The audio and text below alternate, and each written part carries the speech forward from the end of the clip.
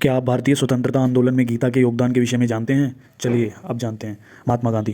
गांधी जी गीता को माँ कहा करते थे। वो कहते थे कि जीवन में जब भी कोई बात उन्हें ज़्यादा परेशान करती है तो वे गीता के किसी श्लोक के साथ समय बिताते हैं और कुछ ही देर में स्वयं को शांत पाते हैं। भगत सिंह।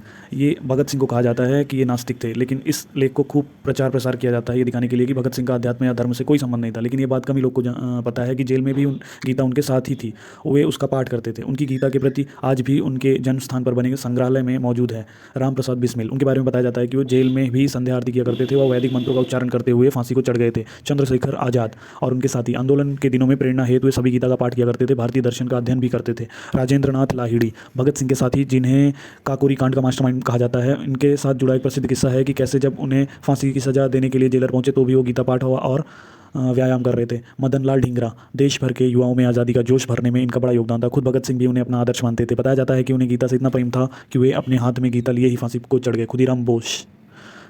देश के सबसे युवा क्रांतिकारियों में से एक। मात्र 17 वर्ष की उम्र में उन्हें फांसी की सज़ा सुना दी गई थी और ये भी हाथ में गीता लिए फांसी को चढ़ गए थे। बंकिम चंद्र चटर्जी। वंदे मातरम स्वतंत्रता आंदोलन का नारा बना। वे उन्हीं की रचना आनंद मठ से लिया गया था।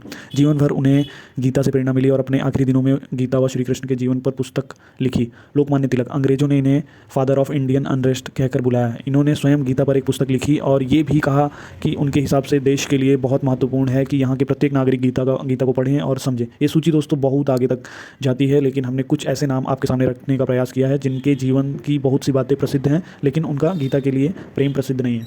Thank you.